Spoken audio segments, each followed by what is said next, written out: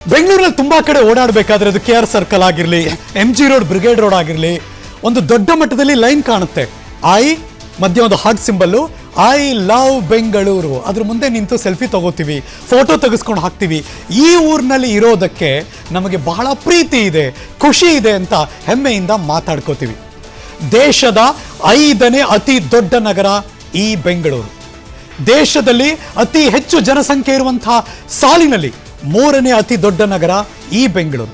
ಸಿರಿವಂತರ ನಗರದಲ್ಲಿ ಇಡೀ ದೇಶದಲ್ಲಿ ಅದು ಮುಂಬೈ, ಅದಾದ್ಮೇಲೆ ದೆಹಲಿ, ನಂತರದ ಸ್ಥಾನ ಈ ಬೆಂಗಳೂರಿಗೆ. ಇಡೀ ಜಗತ್ತಿನ ಮಾಹಿತಿ ತಂತ್ರಜ್ಞಾನದ ಕ್ಷೇತ್ರ ಅಂದಾಗ ದೊಡ್ಡ ಮಟ್ಟದಲ್ಲಿ ಯಶಸ್ವಿಯ ದಾಪುಗಳಾಗ್ತಿರುವಂಥ ನಗರ ಯಾವುದಾದ್ರು ಇದ್ರೆ ಅದು ಈ ಬೆಂಗಳೂರು. ತಕ್ಷಣಕ್ಕೆ ನೆನಪಾಗ್ತಿದೆ, GLC ಗ್ಲೋಬಲ್ ರಿಸರ್ಚ್ ಆರ್ಗನೈಸೇಷನ್ ಒಂದು ಸರ್ವೆ ಮಾಡ್ತಾರೆ.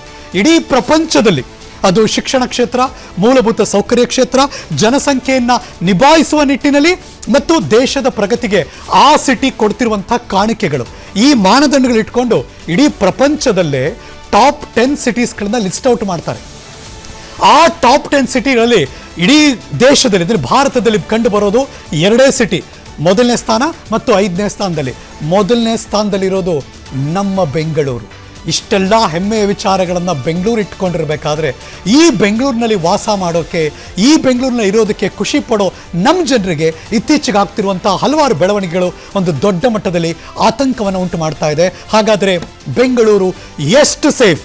ರಾಜಕಾರಣ ಪಕ್ಕಕ್ಕಿಡೋಣ, ಬೆಂಗಳೂರಿಗರಿಗೆ, ಬೆಂಗಳೂರಲ್ಲಿ ವಾಸ ಮಾಡ್ತಿರೋರಿಗೆ ರಕ್ಷಣೆ ಕೊಡಬೇಕಾದದ್ದು ಸರ್ಕಾರದ ಕರ್ತವ್ಯ. ಎಷ್ಟು ಸೇಫ್? ... Question mark. ಆ ಚರ್ಚೆಯ ಪ್ಲಾಟ್ಫಾರ್ಮ್ ಅನ್ನು ಓಪನ್ ಮಾಡ್ತಾ ಇದ್ದೀನಿ. ಈ ಕ್ಷಣ ಮೊದಲ ಬ್ರೇಕಿಂಗ್ ನ್ಯೂಸ್ ತಗೋತಾ ಇದ್ದೀನಿ. ಉಗ್ರರ ಅಡಗುದಾಣವಾಗ್ತಾ ಇದೆಯಾ ಸಿಲಿಕಾನ್ ಸಿಟಿ ಬೆಂಗಳೂರು ಅನಿಸ್ತಾ ಇದೆ.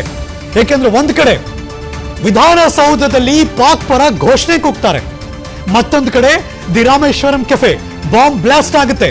Breaking news.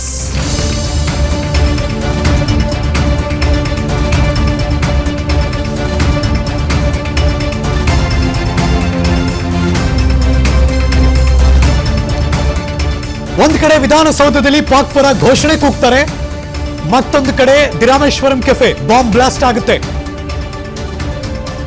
ಮುಖ್ಯಮಂತ್ರಿಗಳಿಗೆ, ಒಂದು ಕಡೆ ರಾಜ್ಯಪಾಲರಿಗೆ ಬಾಂಬ್ ಬೆದರಿಕೆ ಬರುತ್ತೆ, ಥ್ರೆಟ್ ಮಾಡ್ತಾರೆ ಇಮೇಲ್ ಮೂಲಕ.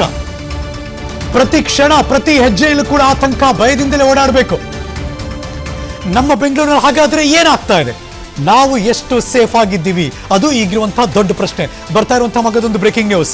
ರಾಜ್ಯಸಭಾ ಸದಸ್ಯ ನಾಸೀರ್ ಹುಸೇನ್ ಬೆಂಬಲಿಗರಿಂದ ಪಾಕ್ ಪರ ಘೋಷಣೆ ಕೂಗಿದ್ರು. ಆಡಳಿತ ಪಕ್ಷದವರು ಅದನ್ನ ಎಷ್ಟೇ ಡಿಫೆಂಡ್ ಮಾಡ್ಕೊಳ್ಳೋದಕ್ಕೆ ಪ್ರಯತ್ನ ಪಟ್ಟರೂ ಈಗ 3 ಜನ ಆರೋಪಿಗಳನ್ನು ಅರೆಸ್ಟ್ ಮಾಡಿದ್ದಾರೆ ಪೊಲೀಸರು. Breaking news number 2.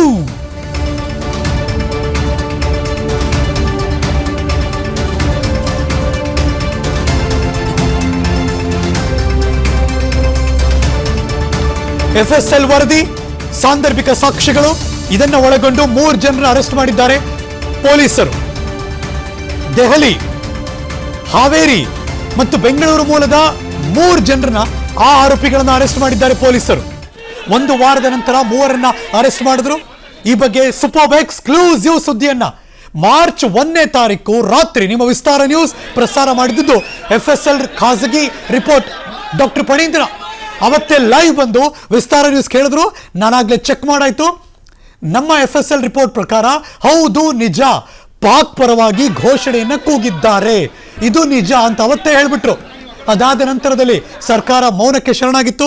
ಇನ್ನೂ ರಿಪೋರ್ಟ್ ಬಂದಿಲ್ಲ ಅಂತಿದ್ರು, ಪ್ರತಿಪಕ್ಷದವರು ಮುಗಿಬಿದ್ದಿದ್ರು. ಬಟ್ ಫೈನಲಿ ನಿನ್ನೆ ಸಂಜೆ ನಡೆದಂಥ ಬೆಳವಣಿಗೆ 3 ಜನರನ್ನ ಅರೆಸ್ಟ್ ಮಾಡಿದ್ದಾರೆ. ದೆಹಲಿ ಮೂಲ, ಹಾವೇರಿಯ ಬ್ಯಾಡಗಿ ಮೂಲ ಮತ್ತು ಬೆಂಗಳೂರಿನ RT ನಗರದವನು. ವಿಸ್ತಾರ ನ್ಯೂಸ್ ಸುದ್ದಿಯ ನಂತರ ಅದೇ ವರದಿಯನ್ನ ಹಂಚಿಕೊಂಡಿದ್ರು ಭಾರತೀಯ ಜನತಾ ಪಕ್ಷದವರು. ವಿಸ್ತಾರ ನ್ಯೂಸ್ನ ನಿರಂತರ ವರದಿಯ ಬಳಿಕ ಆರೋಪಿಗಳನ್ನು ಅರೆಸ್ಟ್ ಮಾಡಿದ್ರು ಪೊಲೀಸರು. Breaking news number 2.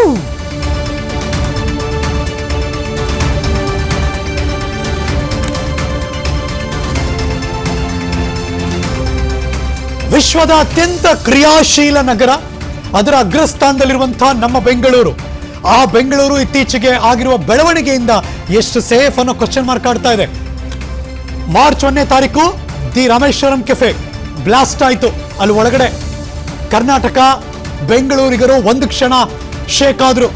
ಆತಂಕ ಅಂತೂ ಇದ್ದೇ ಇದೆ. ಬೆಂಗಳೂರು ಸೇಫ್ ಅಲ್ವಾ ಅಂತ ಜನ ಮಾತಾಡ್ಕೊಳ್ಳೋಕೆ ಶುರು ಆಯಿತು. ಇದೀಗ ಮಗದೊಂದು ಎಕ್ಸ್ಕ್ಲೂಸಿವ್ ಬ್ರೇಕಿಂಗ್.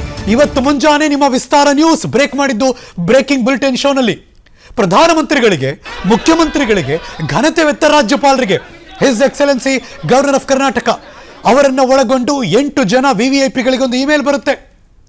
ಇಮೇಲ್ ಮೂಲಕ ಬೆದರಿಕೆಯನ್ನು ಹಾಕ್ತಾರೆ. ಯಾರು ಇಮೇಲ್ ಮಾಡಿರೋರು? ಶಾಹಿದ್ ಖಾನ್ ಅನ್ನುವ ಹೆಸರಿನ ಇಮೇಲ್ ಅಕೌಂಟ್ ಇಂದ ಈ ಮೆಸೇಜ್ ಬರುತ್ತೆ. ಐ ರಿಪೀಟ್, ಅದರ ಇಮೇಲ್ ಅಡ್ರೆಸ್ ಹೇಳ್ತೀನಿ ನೋಡಿ. Shahid Khan 10786@protonmail.com SHAHIDKHAN 10786. ಸಾಮಾನ್ಯವಾಗಿ ಈ ಥರದ್ದು 5 ನಂಬರ್ ಇದ್ದಾಗ ಅರ್ಥ ಮಾಡ್ಕೊಳ್ಳೋದು 10ನೇ ತಾರೀಕು 7ನೇ ತಿಂಗಳು 86ನೇ ಇಸ್ವಿ ಹುಟ್ಟಿರಬೇಕು ಅಂತ. ಸಾಮಾನ್ಯವಾಗಿ ಇಮೇಲ್ ಅಡ್ರೆಸ್ ಇಟ್ಕೊಳ್ಳೋರಲ್ಲ, ಈ ಥರದ್ದು ಇರಬಹುದು. ಸೊ ಹಾಗಾಗಿ ಆ ಶಾಹಿದ್ ಖಾನ್ ಯಾರು? ಈ ಐಡಿಯಿಂದ ಬೆದರಿಕೆ ಕರೆ ಬಂದಿದೆ, ಬೆದರಿಕೆ ಮೆಸೇಜ್ ಬಂದಿದೆ. ಸಿಎಂ, ರಾಜ್ಯಪಾಲರನ್ನು ಸೇರಿ 8 ಜನ VVIPಗಳಿಗೆ ಇಮೇಲ್ ಬೆದರಿಕೆ ಕೊಟ್ಟಿದ್ದಾರೆ, ಪ್ಲಸ್ ಡಿಮ್ಯಾಂಡ್ ಕೂಡ ಇಟ್ಟಿದ್ದಾರೆ. ಆ ಇಮೇಲ್ನಲ್ಲಿ ಸಿಎಂ ಮತ್ತು ರಾಜ್ಯಪಾಲರು ಸೇರಿ 8 VVIPಗಳಿಗೆ ಜೀವ ಬೆದರಿಕೆ ಇಮೇಲ್ ಇದು. ಹಾಗಾದ್ರೆ ಬೆದರಿಕೆ ಏನಿತ್ತು, ಡಿಮ್ಯಾಂಡ್ ಏನಿತ್ತು? Breaking news number 4.